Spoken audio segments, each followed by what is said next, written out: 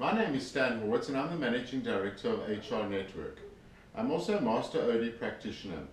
I've been in the field of organization development and change for the past 20 years.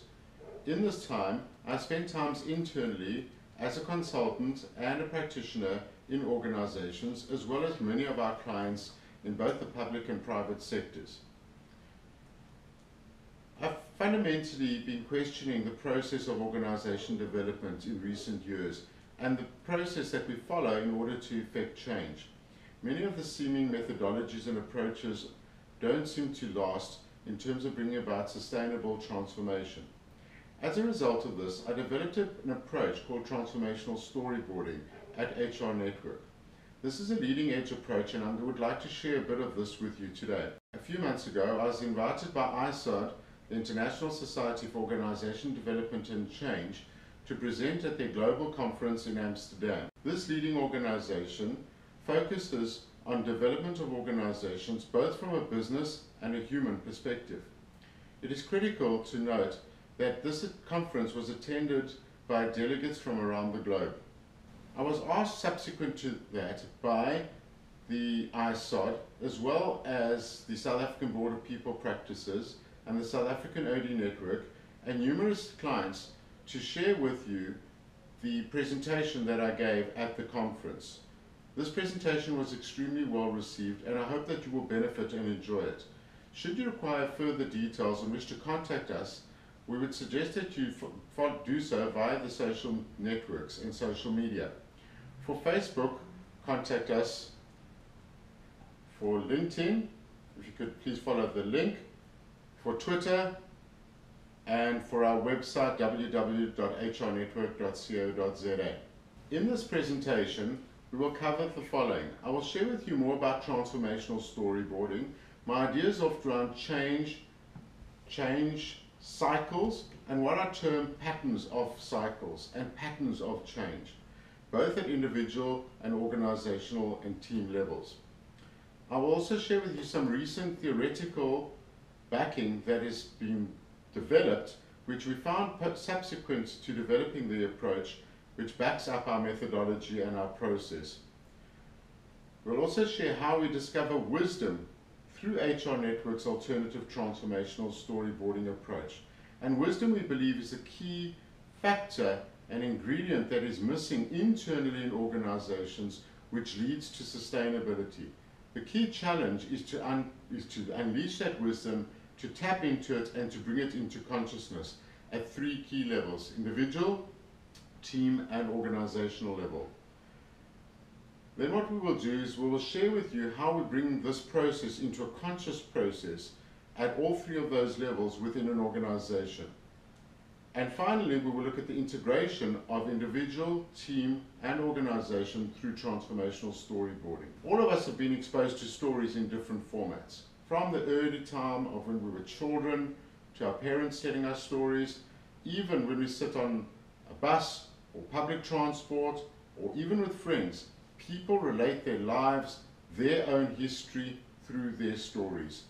Everything actually revolves around stories, and yet we seldom take the time to look back and explore the depth and what lies below the stories and what values we have learned through the process and how we internalize these as part of who we are in the journey. Transformational storyboarding really helps to unleash individual and organizational wisdom through the transformation storyboarding process. It is a uniquely South African innovation which has global application, and I really believe it has been introduced at a time when organizations and individuals, and in fact societies, given what we're seeing at the moment, need it most. In order to uplift and change global consciousness and global thinking, we need to approach things differently. And I believe that transformational storyboarding is a mechanism in order to achieve this. I said I would speak a little bit about change and change cycles and patterns of change. We all realize that over the past 10 to 15 years, the pace of change has increased at a rapid rate. It has almost become exponential. Every minute something is changing around us. The speed at which this is happening leaves individuals and organizations at an absolute dilemma as to how to keep up and even leapfrog ahead of the curve.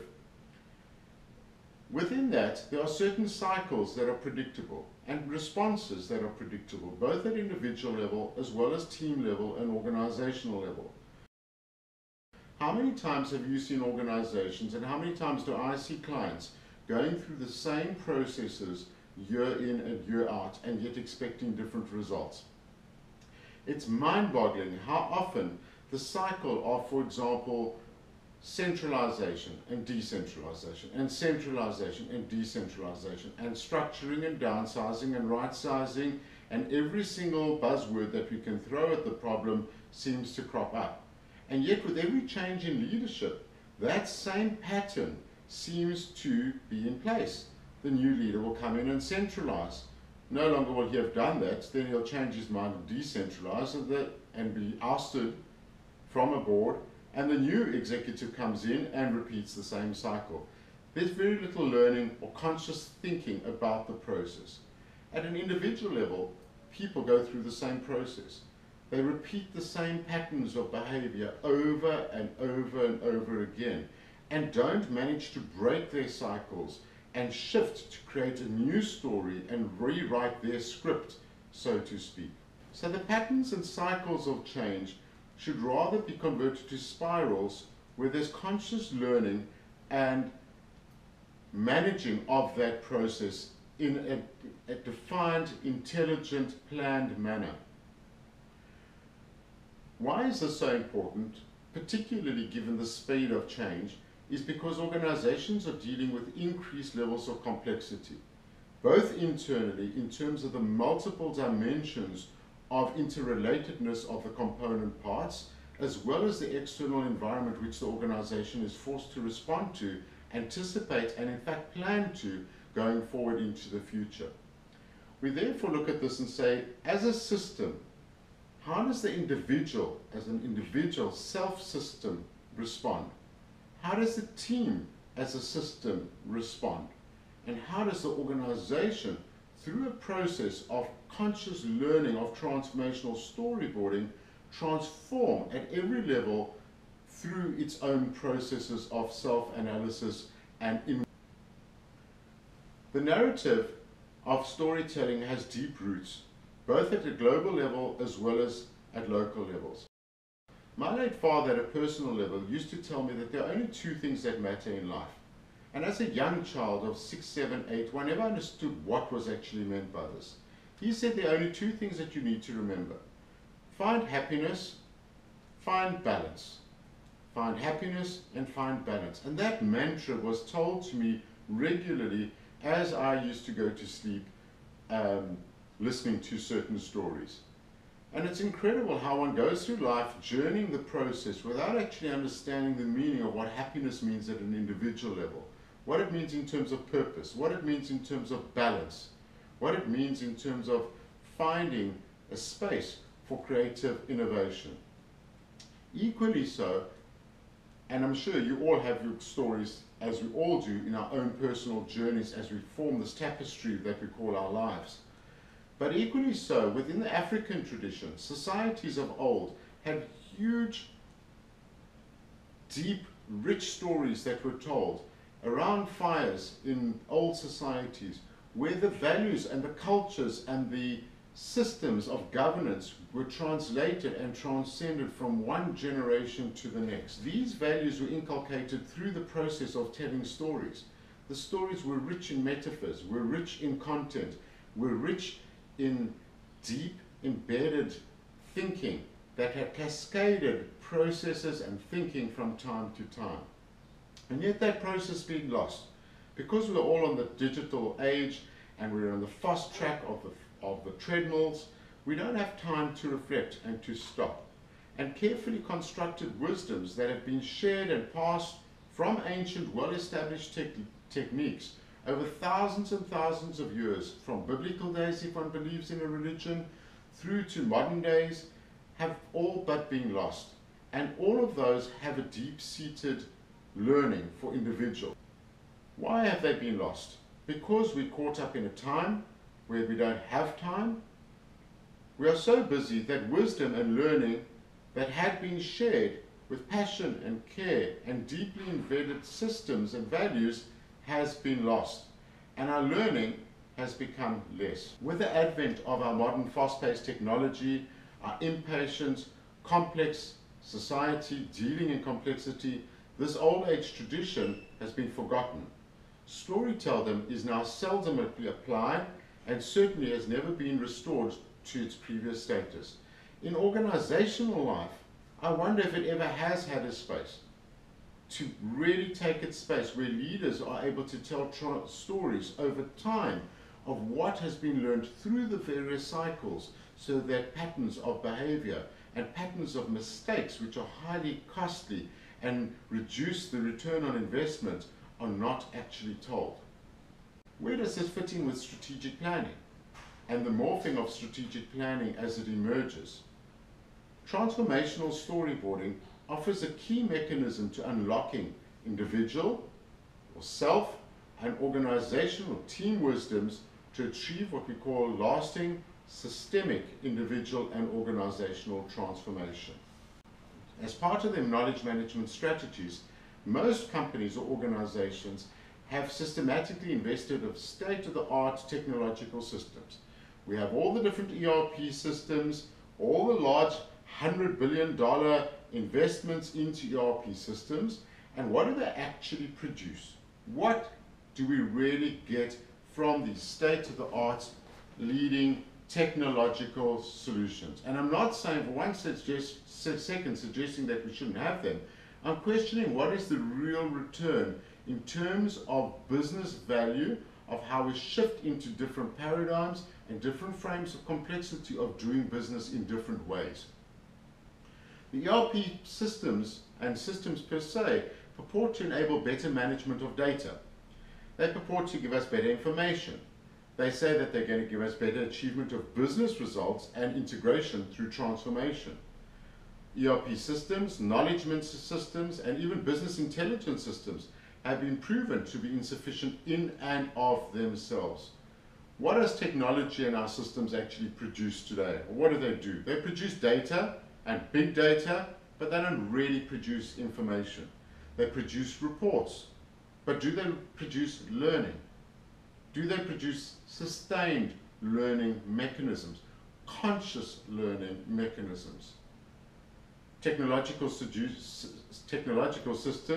store knowledge, and successfully so, but not wisdoms. Technology systems embed best practice processes, but not best practice wisdoms. Knowledge management involves leaders rediscovering the benefits of the narrative and then appreciating research methodologies. Leaders in the context of transformational storyboarding today are defined by us as anybody who has a meaningful story to tell and that can impact on others. So when we look at leadership as a collective body, we don't just look at executive leadership or senior management leadership or board leadership. We believe that leaders are people who are influenced and have the ability to influence, persuade, direct towards a common purpose that can exist at multiple levels within the organization. And that means that leaders who have stories to tell need a space to tell those stories. And individuals who haven't even explored or found their own personal leadership yet need to find the strength to find their own stories, because every person has a wisdom residing within them. And every organization has wisdom residing in them. The days of using large consulting firms to tell clients what is required and what is the best solution for them is outdated. In the free age of technology, the free age of information, access to solutions is readily available. The key is finding where the wisdom lies and tapping that wisdom internally to understand the past, the present, and the shift that is taking place consciously for a future to emerge, and where the wisdom lies within the individual, the teams, and the organization to direct and engage the organization. Real knowledge management per se has to include the management of tapping into and recognizing these individual and collective wisdoms and the lessons that are learned, and transmitting these from generation to generation with and through emergent strategies.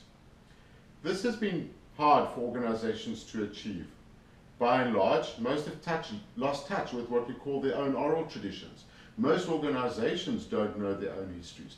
Most individuals have lost touch with their own histories, their personal histories, which are embedded with richness from cultures and other sources.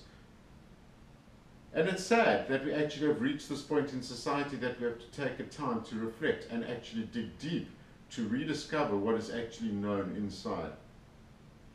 Many a storyteller's role is in fact much deeper than a mere sharing of the knowledge or the data or the information or values or behaviors. In some profound ways, good storytellers are able to shift individual and collective, what we call subconsciousness, and spiritual identities and wisdoms. And the spiritual identities and wisdoms are the key reasons of what gives us as individuals, teams, and organizations. Through HR Network's transformational storyboarding approach, we tap the spiritual wisdoms. We tap and help people and individuals and teams and organizations really determine their purpose. From an organizational perspective, we align that with strategic planning. This does not say that we should not be doing strategic planning. It says that strategic planning is a constantly shifting process. It's not a static. Spiritual wisdoms are only, in our view, the only true vehicles for achieving real individual and organizational transformation. And each storyteller is a leader who helps others to embark on this journey of innovation, personal growth, and transformation. We look at a number of transformers in that process, and we have 8 of those. And we need to understand that in the process, we do not see this as a linear process. We see it as an interactive, multiple layered process that we're involved with. In terms of the process, we start by looking at the individual or the self. We then look at the individual in terms of the relation to the interpersonal or the team, and we pull all that data together to look at the organization per se, and then the organization's impact on society or the community. And we do this by tapping into what we call wisdom dashboards. And all of that is around what we call the emergent strategies, where we view strategy as a process that is constantly unfolding, both for individuals as well as for teams and organizations. In developing transformational storyboarding, it is interesting because I focused on working on what works for me in my consulting practice as practice, rather than looking to theory for a solution. Often one tries to look at practice and explain it in terms of theories. And the other way around is to say, well, what is going on in practice and what theory is there that actually backs up the practice or helps us better understand what is going on in reality? And so in the way and the development of transformational story, I found some theory that gave some credibility and which in fact I integrated into the heart of the transformational storyboarding work that we're doing. This brought me to Otto Scharmer's work of Theory U. And I would like to share a little bit about this because I do believe it is groundbreaking work, although it is relatively new and it is an untraditional approach, as is transformational storyboarding. I also would like to suggest that transformational storyboarding is not for every organization or every team, but it does work for organizations that are really searching for answers and organizations that are really dealing with high levels of complexity and trying to search inwardly for the solutions of how to address that complexity. Scharmer speaks about leading from the future as it emerges. He sees the future as a space that is out there, that needs to be attained, and that it emerges. It isn't there, it emerges and unfolds itself in a process of complexity. And he does that by using the issue and the area of what we call presencing. And I'm going to briefly share with you a little bit about Theory U and recognize this amazing work and the valuable contribution it is also making towards us as practitioners in the work that we're doing, helping individuals, teams, and organizations to shift their levels of consciousness and find joint solutions and commonality in order to engage at multiple levels and for the future strategy to become more agile and more participative and more buy-in towards where an organization and business needs to go.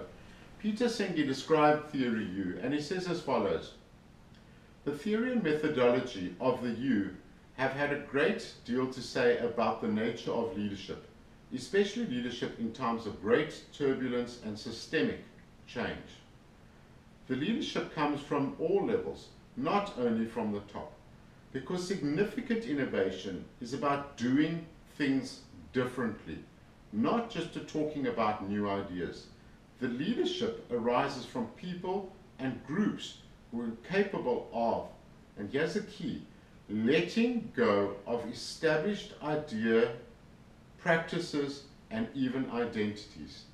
Most of all, says Peter Senge in his introduction, this leadership comes as people start to connect deeply with who they really are and their part in both creating what is, as is in the now, and realizing the future, the emergent future, that embodies what they care most deeply about.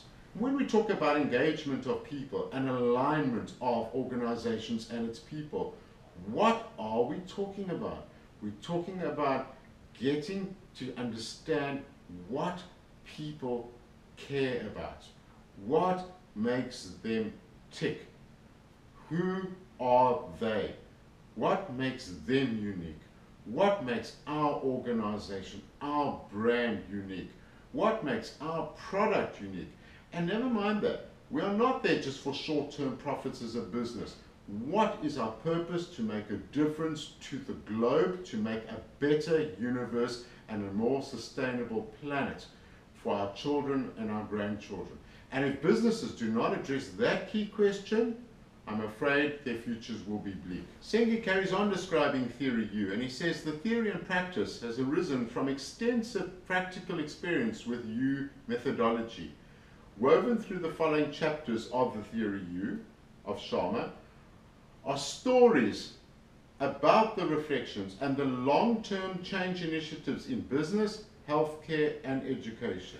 And how often do we see our organizations in short-term metrics? Our metrics don't measure impact. They are designed to measure outputs. Our systems are designed to measure outputs, and at best sometimes outcomes within 1 or 2 year financial period.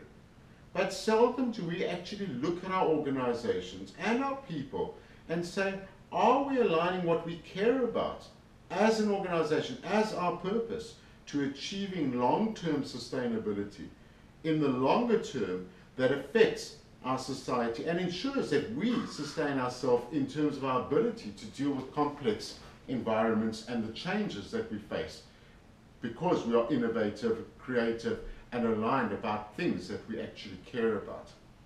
Changes in education, healthcare systems, businesses are not short-term metrics. And yet boards and shareholders and stakeholders often view the measurements in short-term timeframes from a strategic perspective.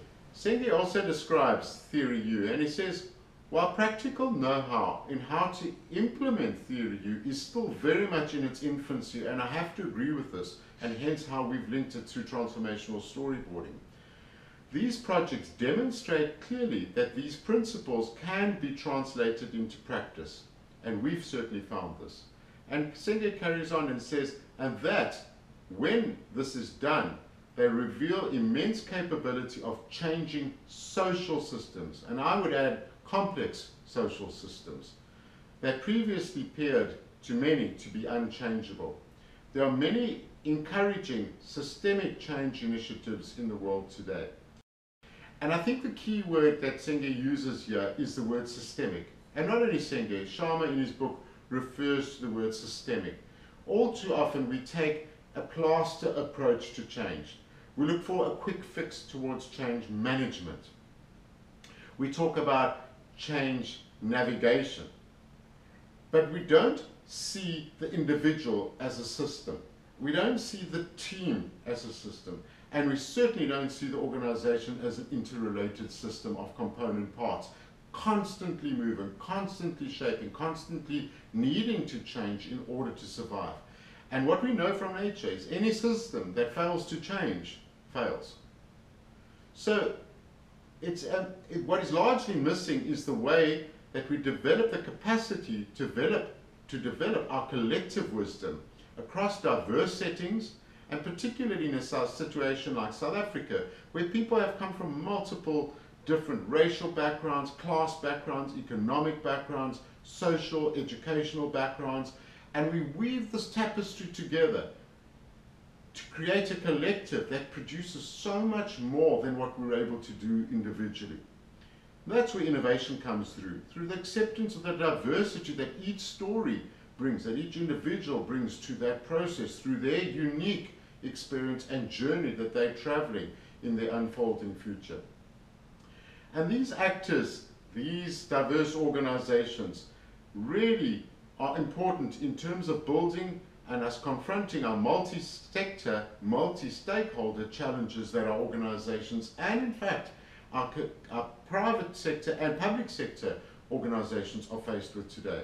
Our public sectors, particularly in developing economies, are particularly challenged around scarce resources, backlogs in digital learning, in digital processes that other global, more advanced economies have leapfrogged. And we need to find the innovative solutions locally that can be applied in order to jump ahead. And that involves multiple stakeholders and thinking out the blocks in terms of collaboration across stakeholders and across the sectors. Recently, we have an example of that in Eskom, one of the largest, the power producer in South Africa, needing to really start to look out and find alternative solutions to the current ones of providing energy sources for a growing economy. The U process that Sharma refers to has two sources of learning. Sharma refers to both the past and the future as it merges, and what he calls the realm of possibility. The past alone is failing. If we are caught in a past at individual level, in our own past, in our own history, in our own same old story, we're on that treadmill with nothing shifting, then we cannot move forward. We have the single loop learning, if at all, and sometimes maybe a double loop learning. And organizations, how much time is taken, even in strategic planning process, to really explore past and understand what has gone before in order to go into the present and for a future to emerge. When I started realizing that the most impressive leaders and master practitioners seem to operate from a core process, one that pulls them into future possibilities, I asked myself, how can we learn to better sense and connect with a future possibility that is seeking to emerge? I began to call this operating from the future as it emerges, presencing. Presencing is blending, in the words of the presence, and in sensing, tuning in and acting from one's highest future potential, the future that depends on us to bring it into being. So says Sharma. And that is precisely what transformational storyboarding does at three levels. It brings us from our pasts, in our journeys, into our presence, and in order to be present in the presence through our sensing, through our unlocking and conscious tapping of our wisdoms, of our individual and collective knowledge, to allow the future and our strategies for the future in our organizations, and in fact our purpose in our organizations, to emerge, but in a planned way, not in a random way. When individuals and groups can operate from a real future, says Sharma, from a future possibility, then they start to tap into a different social field from what they're used to. And Sharma says, which totally backs up what we've been doing in the last 2 years, this requires consciousness. And unfortunately, most of us as individuals, as teams, and certainly as organizations do not sufficiently practice consciousness, mindfulness, and understanding of where we are at right now. when consciousness happens, people connect to a far deeper source of creating, a far deeper sense of meaning, of purpose, of understanding of their reason. And they knowingly move beyond their own cycles and patterns of the past in order to move past the past and in order to understand the context in the present so that they can go into the future. And that is where transformational storyboarding and the wisdoms really tap the most, at that conscious level of individual self, the team, and therefore the organization. The real power to shift organizations doesn't lie in the top executive. It lies in each individual when they find their personal source of self and their real power, and when that is aligned to what the organization is aligned to in terms of purpose, values, culture, then we have a deep movement and an enablement to achieve long-lasting, sustainable transformation, if there is such a word. And what I mean by sustainable transformation is transformation that can be constantly sustained. It's constantly moving because it's transforming all the time. It's not just changing as in small changes catching up. It's leaping ahead of itself in terms of changing. And when individuals do that on an individual basis and on an organizational basis, then we're moving ahead. Sharma shares another important point with us, and that's called the blind spot. And all of us have our blind spots. We get stuck. We don't see what we don't see. And we don't know what we don't know because we don't know it. And we only know it when we consciously take a chance to look and the time to look at what we don't know and find out what we don't actually know. And sometimes we know what we know, or we think we know what we know, but somebody else might know the same thing from a different perspective. And yet we react from an emotional space as though that other view has no place. The cause of this blind spot leads us to often get stuck and leads us to collective failure. When organizations are caught in their own blind spots, they don't see their own so-called, not even weaknesses, the spots that they just don't see. They get deeper and deeper immersed into the same patterns of repeated types of behavior without actually exploring alternative approaches to a particular conundrum or particular space that they might find themselves into. And the blind spot exists not only for our collective leadership, but every day in our social interactions as individuals and even as societies. How conscious are we of the social changes, the global social changes that are starting to take place all around us? I would like to share with you a little bit more around Theory U and what, in a very brief, short space, what Sharma refers to almost where we, as the U process. It's referred to the U because it is in the shape of a U. And there are three key phases in it. There's a past phase, which is on this downloading side, where we download from the past to reach a present and for the future to emerge. And in that process, Sharma says we need to almost let go of the past. We need to suspend the past. We need to redirect our energies and then let go of it. But we're scared to do that. We fear certain things. When we let go of certain things at a personal level or at a team level or at an organization, we fear. And the fear often in a change process is stronger than the hope for. As in a hope for mastery, a hope for a future, a hope for improvement, for development, for growth. The fear restricts, it constrains. And that fear applies not only at individual level, but at organizational level. It's a fear of letting go. We have fear of the voice of what others would say, the fear of judgment, the fear of the voice of fear itself. We fear that we might be condemned by others or be told that we're no good. And so we hold on to the past as a comfort, as a little blanket in order to protect ourselves, to protect our egos, to protect ourselves. And we build layers and layers and layers over years, and we don't really dig to the core of who the self is. Who am I? What do I stand for? What are my values?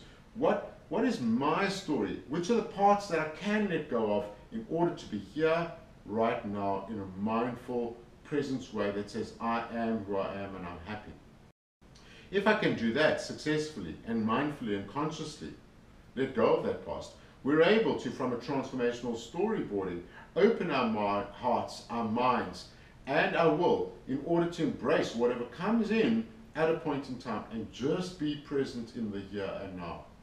And that's very hard to do because we all have these layers that have been built up from our earliest days, our earliest memories, through our religions, through our cultures, through our society, through our socialization, through our parentings, and even through our own personalities and own prejudices that we built up over years. To let go of those takes work, it takes introspection, and it takes a conscious mind. Similarly, if we can do that, we're able to presence and allow the future to come into a space with its multiple range of opportunities by understanding our core purpose. And going back to what my father said, if we understand the purpose and we understand what brings us to happiness, and we can find that balance of understanding how the past has brought us to our present and how that future can emerge by achieving personal balance, so too can we do it for our organizations. Our organizations are no different. Our organizations have got their past history. They've got their bad leadership styles, they've got their bad economic cycles, they have cash flow problems, they have GP problems, they have market share problems, they have products that are constantly being outdated or replicated even when one is a leading edge organization, taking innovation to its core.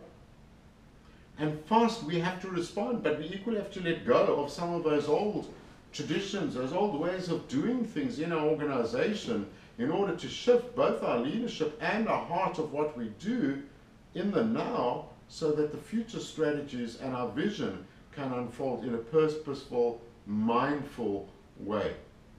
And Sharma, in essence, helps us to understand. I'm interpreting a lot of what Sharma is saying to the work that, and I think you probably gather this, to the work that we're applying, but I'm taking the model and saying this is how we go about this through transformational storyboarding, into helping individuals to follow that, and so that the future as it emerges can be created and evolved by letting it come, by crystallizing itself. And the key to that is, as we understand this interrelatedness of the patterns and the multiple patterns, so too are we actually able to deal with the complexity that organizations are faced with, not just with the short term, but in terms of longer term sustainability and longer term impact of our organizations on the globe and the globe's sustainability. So transformational storyboarding really evolves into a 2-day workshop. It's a highly facilitated, high interactive, extremely participative, fun, but also fairly difficult and certainly challenging workshop. It includes a number of key things. What we do is we look at the introduction to the approach. We see the individual as the self, the team, the organization, and as interdependent, and we bring this to consciousness. We explain the art of transformational storyboarding, and we use what we call 8 transformational storyboard, 8 storyboard transformers to tap and unlock individual and collective wisdoms at a conscious level, and we bring from subconscious, what's in the subconscious, into consciousness in a very deliberate, planned way. And yet it's fun. It's not heavy, but it's very, very deep. Where we experience times that individuals find it too deep to go, we take people out of that process, and we then support them through deeper exploration through other forums. The purpose of transformational storyboarding at individual level is not to do some deep Freudian psychoanalysis, Jungian therapy process. It's to bring what's at the subconscious into consciousness, and for us to learn a technique and methodology or approach to tap that, so we can constantly explore ourselves and bring ourselves into the presencing and mindfulness. So the first 2 transformers that we focus on in the individual model or self focuses on why, which is about purpose and meaning, and looking at self in terms of what we call the conscious and the subconscious, and bringing that subconsciousness into consciousness. We do this by looking at different life stages. We divide the group into a number of different life stages because we have stories that we reflect on differently from an adult frame of reference, looking back at a certain point in time as we develop through our maturity process. And it's important to understand that individual growth doesn't stop at adulthood. Adulthood is just a longer continuum of growth and development. But the different phases of early childhood development and even teenage development inform our thinking, our value system, and a lot of our past. And in order to let go of it or find the balance and what we want to keep, we have to explore it at a in-depth level. So when we look at the individual transformation, we look at the 4 Qs: the spiritual quotient, the SQ, the emotional quotient, the EQ, the physical quotient, and the intelligence quotient. And we're applying the stories in a very fun, practical, and experiential way to look at those 4 Qs differently and see how we find balance and meaning through the stories in terms of our own values, our own principles, and what we have learned. Similarly, at team level, we do the same for looking at team purpose, for this, the spiritual quotient, the emotional quotient, we look at team leadership and communications. The physical quotient, we look at the team's physical resources, the internal processes, their mechanisms, what they have available in order to perform. That's part of the physical of what is required. At the IQ level of the team, we look at the team's knowledge, their history, what they know, and even blind spots. And we identify with the individuals and the team the collective values, the shared values, the principles that are learned from the different stories, and the tapestry, and how these go across, in fact, individual divides and individual stereotypes, and in fact go a long way to creating wisdoms that actually break a lot of what that socialization, culture, religious beliefs bring. This is not to undermine those, but it says that at a deeper level of understanding, individuals actually value similar things. And most people value a sense of purpose. If we can find sense of purpose, sense of meaning at the spiritual level, and align that with a balanced process of the individual, physical, the emotional, and the intelligence quotients, and the same within teams, we are more likely to bring people into the present by allowing them to let go of their pasts and embrace the future as it unfolds. So we look at what we need to stop doing from the past at individual, team, and organizational level. What do we need to start doing? And what do we need to continue? What are the good things that we say we're cool with? We want to bring that in. That's okay. And taking that into our future.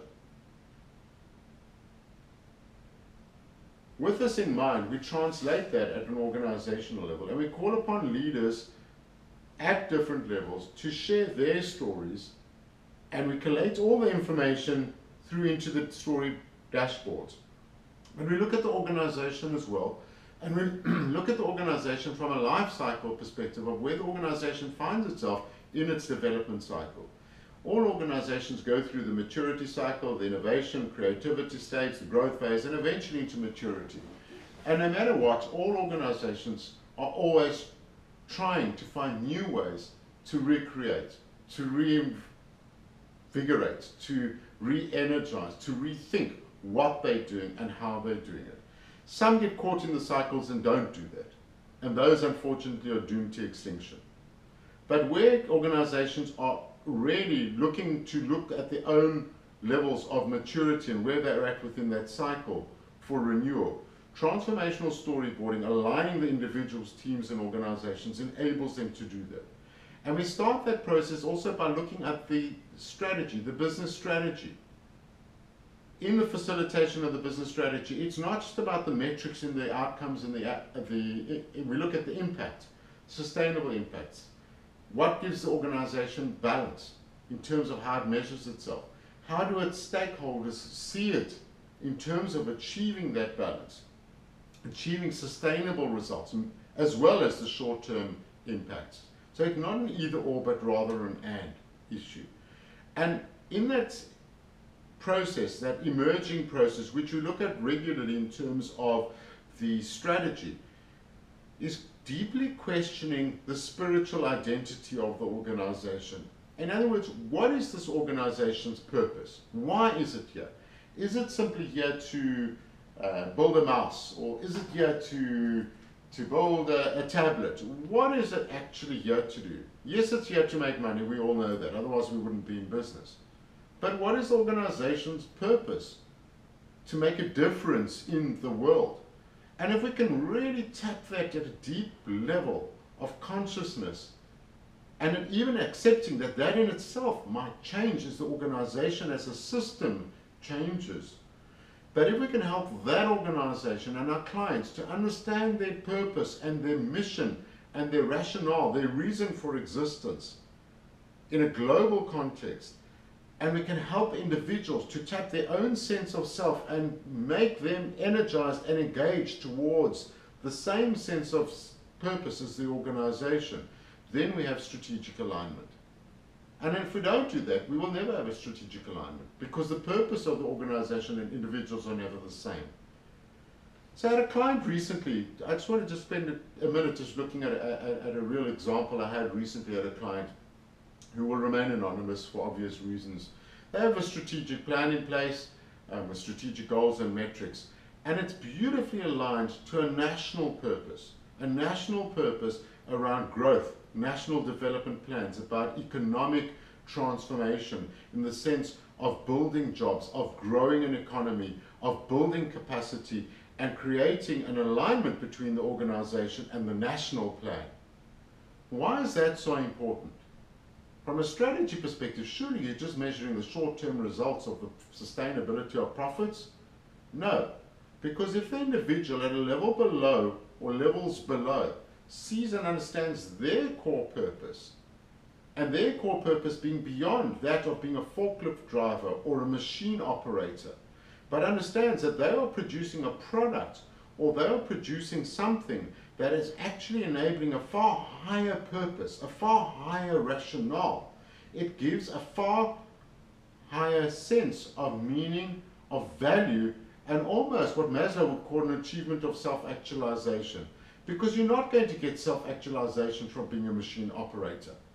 How the hell is that ever possible? It's not. But if my machine operator of what I'm doing is to the best of my ability, and I'm able to produce a product that makes such a difference in a global context, that makes such a difference in people's lives, that creates jobs for my brothers and sisters in an underdeveloped economy that's struggling to create capacity, then I have a sense of purpose, I have a sense of mission, I have a sense of well-being, I have a sense that there's something that's broader for me to fulfill myself and at the same time participate in the profits perhaps of that organization and the growth of that business.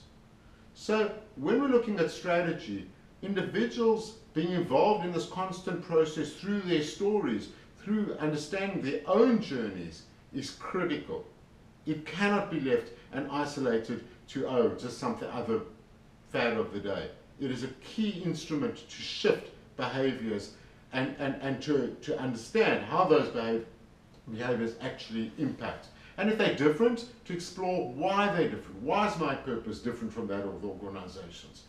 And if it is different, does the organization even realize that its people don't actually support what it's trying to do? The spiritual quotient at organization development level is critical.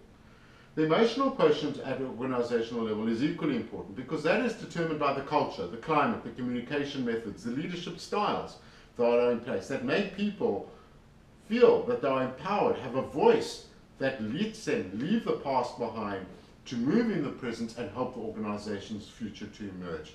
If the culture isn't supported or supportive, if the culture doesn't enable, if it's a restricting culture, if it's a culture that blocks, then, and doesn't go below to the values that underpin it, and the wisdoms that it has below it, then change and sustainability will not happen.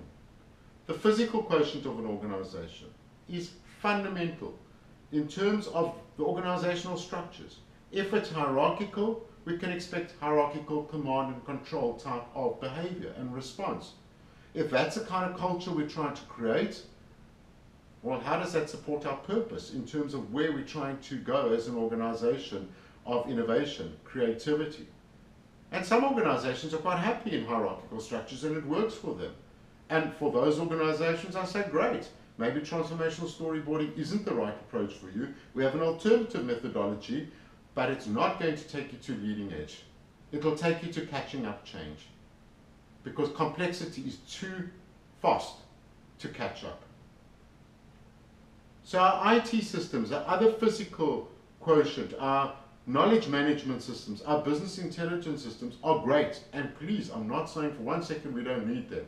They need to be integrated, but we need to take them one step further.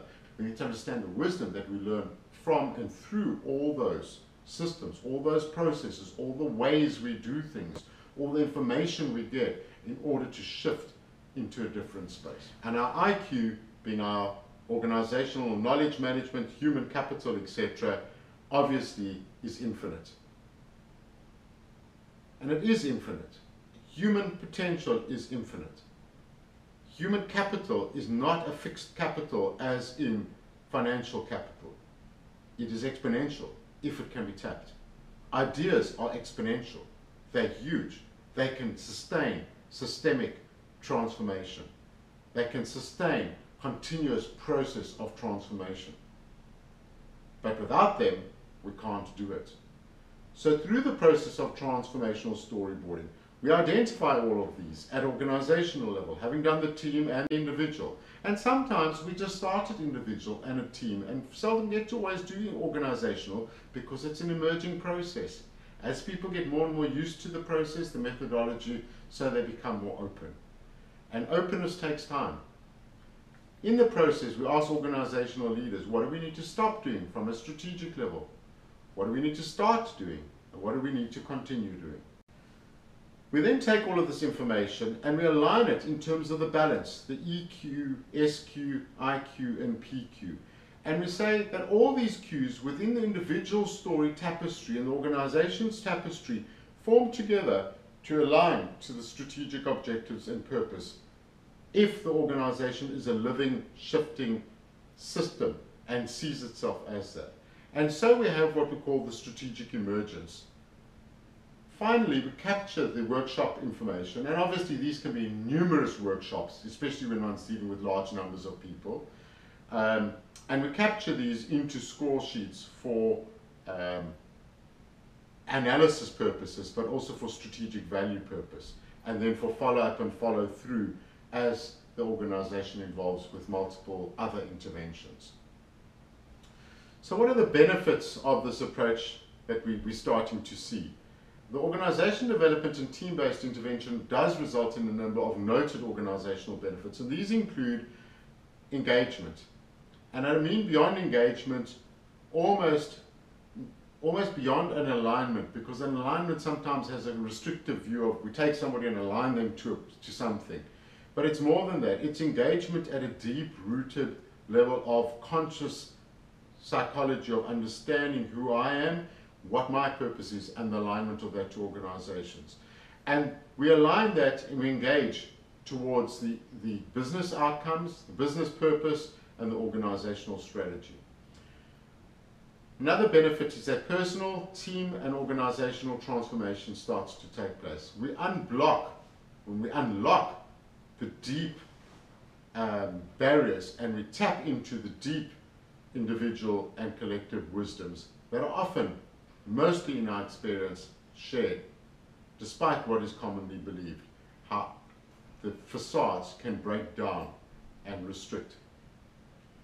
We have shared and aligned values and behaviors with those of the organization. If not, then we would question why not? What needs to shift? Is it the organization's purpose?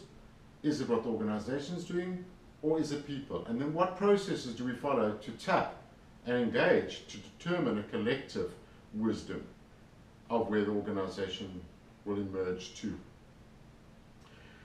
There's an understanding of personal and organizational purpose and the integration of those, as I've discussed. There's an increased self-understanding and understanding of others as individuals and teams and others start to break down their personal barriers, their personal pasts. They start to let go of the things that they want to let go of at a conscious level. They keep what they want to, and they build on in order for the future, their own personal futures to emerge.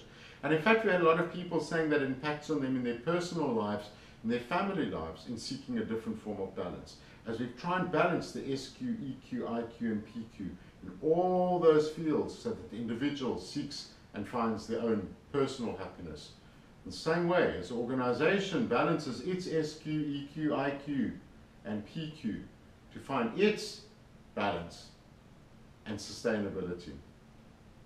We have a shared transformation system through the 4 Qs.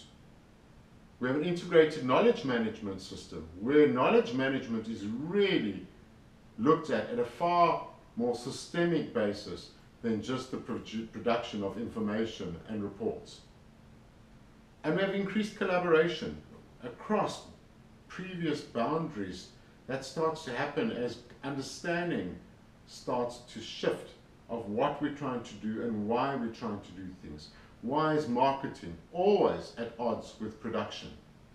Why is production constantly at loggerheads, often with finance? And so even within functional terms in organizations, those boundaries start to merge as we collaborate towards common purpose. And in that process, we have a decrease of the stereotypes at individual, team, and organizational level, and a breakdown of the barriers and the silos. And obviously with all of that comes the reduced politicking. One of the key things that we do experience is that when we dig at the lowest level, or the deepest level, not the lowest level, the deepest level, we find that people's authentic selves come through, and that there's support to lift up individuals based on their so-called weaknesses. It's okay to be vulnerable. It's okay to fail. It's not okay to fail again and again and again in repeated patterns. And yet we do. Let's break those patterns. Let's move beyond those patterns. It's an important question for us to ask is, how do we scale our transformational storyboarding approach? Because we can only impact on the people we are able to as a small business. And yet, the approach has such value at multiple layers: individual, team, organizational, societal, and global. Private sector, public sector, governments, community organizations, NGOs. How do we scale this process, this understanding of wisdom that lies internally in individuals and organizations to a global reach? And why would we want to do that? Why is it important? And for us, the key reason is we aim to change the world. We really do. We're not a big organization, but we really believe we can change the world. Organization development practitioners need to change the world. The world as it is isn't working. At multiple levels: political levels, economic levels, wealth levels, social levels. Our old models and paradigms simply are failing us. And we can only change the world one world at a time. Each individual, each organization, each team, each organization. But if we're able to tap multiple all of those in parallel processes in a world of complexity, we will be able to speed up that process. So we as a business, as HR Network, are faced with this challenge. How do we scale up our methodology, our approach, which we see working, in a way that can have reach, that you can actually use this in a meaningful way in the work that you do? So we have a number of ways to do this. The first way is we license approved business partners, both locally and internationally, to use the methodology. We train up our licensed business partners in the methodology, in the approach, at individual, team, and organizational level. We equip them with the tools and the mechanisms of how we go about what we do in our workshops. And we trust that they will apply the same rigor and discipline and depth. And we're quite careful in our selection of those business partners, in the sense that not everybody is licensed. So those that are interested in becoming a licensed partner, globally, locally, and where you feel you really would like to learn more, and apply this both in a business model for yourselves, but really equally important as a way of effecting sustainable change and transformations at every level, we would suggest you contact us via the different forum that we've indicated. Equally so, what we are also asked to do is within a client's organizations is to build internal capacity. Now at HR Network, we do not subscribe to a model of building consultancy dependency. We believe there's enough work to be done to create a model where we equip and build capacity internally in organizations through all our interventions and through all our products, rather than just do more of the same. So, in fact, I would say all our developmental products are aimed at building the sustainable capability internally, and especially our organization development products and services. So when we look at the internal capacity, a client could call us in and calls us in, and we select trainers internally who are then trained up and licensed internally to run the methodology and own their own wisdom as internal practitioners, OD practitioners. And I need to also stress that our view of organization development is not that you need to come in to OD as from a psychological background. Many of the best OD practitioners have an extremely strong understanding of business concepts, financial statements, income statements, balance sheets, return on all the ratios, all the financial ratios, understanding of business processes, business systems, IT systems, engineering backgrounds, financial managers. There are many ways of coming into the OD space. So when we select people and partners in our organizations, and even externally, they're not necessarily just people who come out of a psychological background or an understanding of the individual psychology process. In fact, I would probably suggest the opposite is possibly true, although both are important. So we license up individual and organizations internally to then run that, and we then provide coaching and consulting support to that internal team that is rolling out, particularly in large-scale organizations where there are thousands of employees. The next way, and it is a way that we are still asked to impact on, is at team level, rather than just organizational level, where we will go in and actually operate and facilitate at the client so that there's an understanding of the process and methodology. And we take groups of individuals through, as individuals and as teams, through the transformational storyboarding approach. Really, to effect change, it is fundamental that we build something that lasts. And our organizations need to last. They can only do so by being flexible, adaptive, and agile. Transformational storyboarding and HR Network's approach is a mechanism in which to achieve this. We're very grateful to have leaders that provide us with insight. I'm grateful to my late father for sharing his insight with me, which I never understood as a child. I'm equally grateful to leading academics like Otto Sharma for the value that he's brought to us through Theory U and how we're able to apply it in our practice.